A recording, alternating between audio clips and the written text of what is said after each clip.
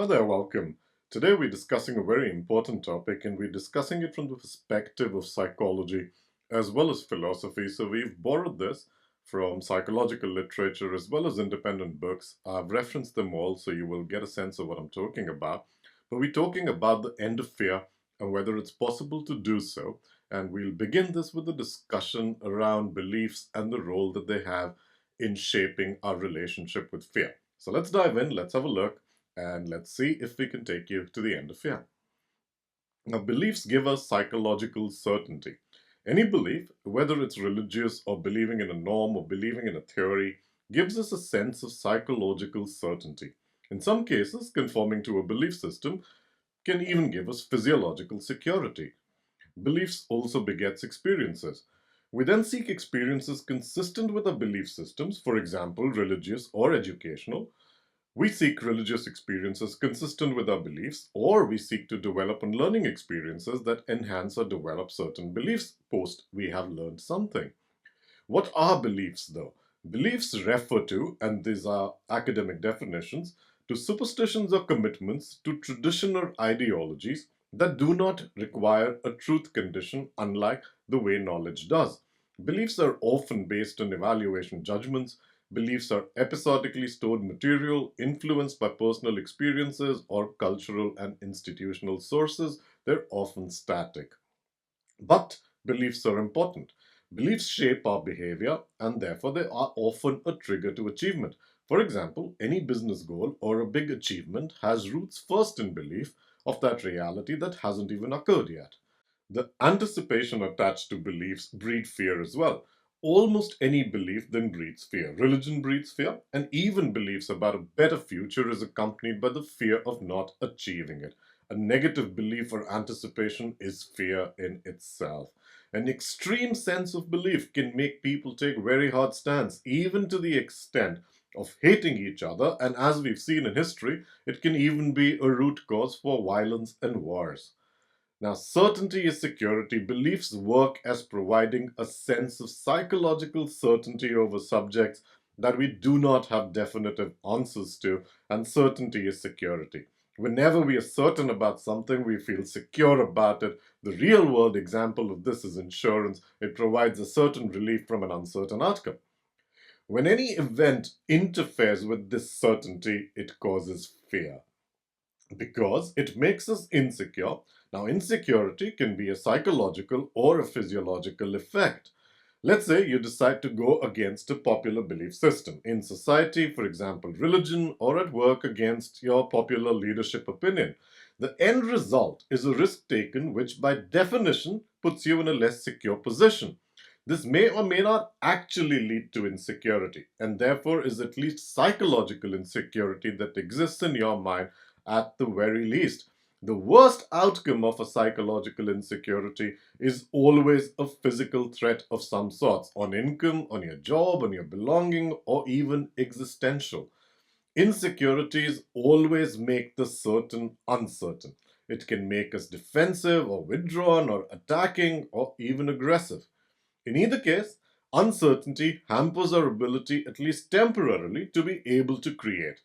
To be able to create anything new. The brain needs security to function. That's the basic fact. Because in insecurity, it is totally consumed with the very act of trying to create security.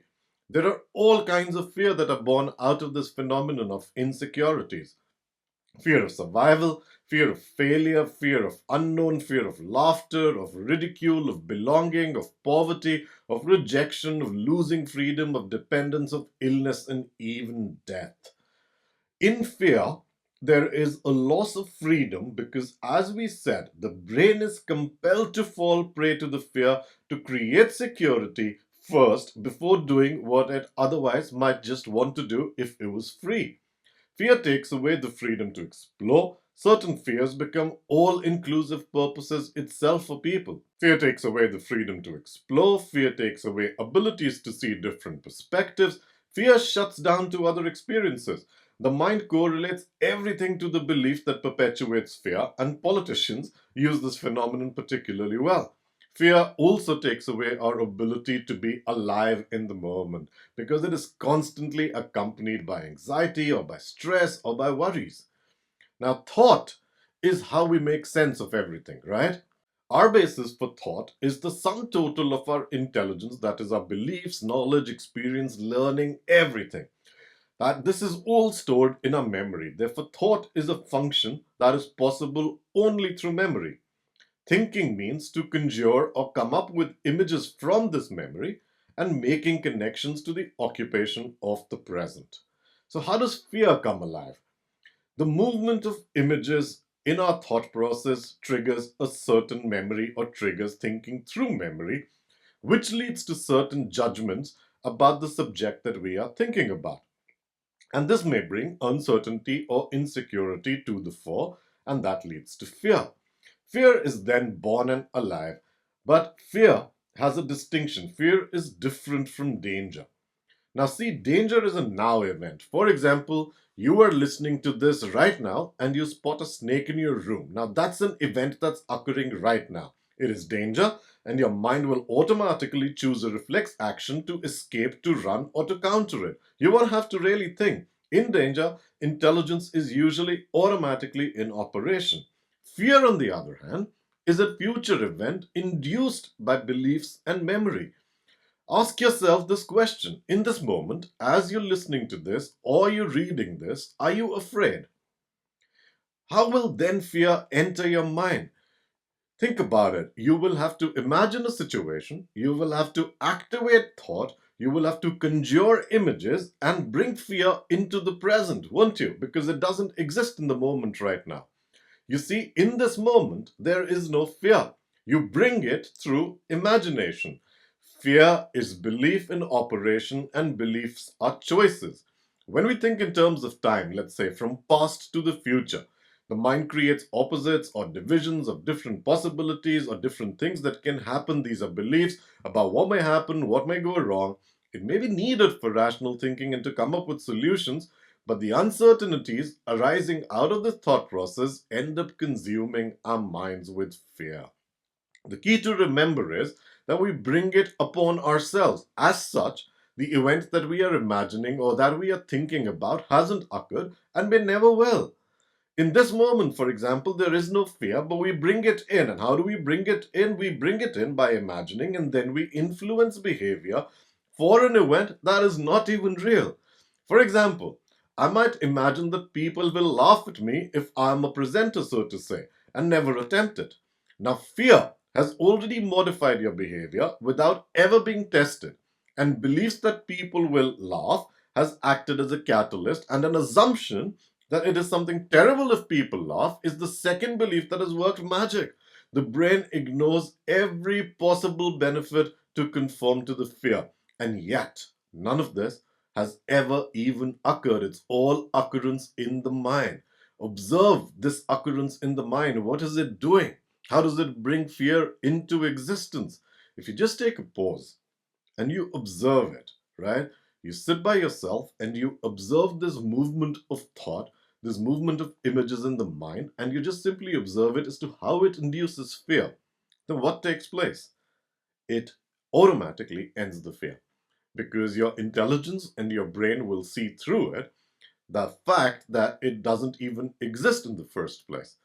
Intelligence is the ability to see the fact. If you see it, there is no fear. If you see fear, then false belief and not intelligence is in operation. Remember, danger and fear are separate things. In this moment, there is no fear.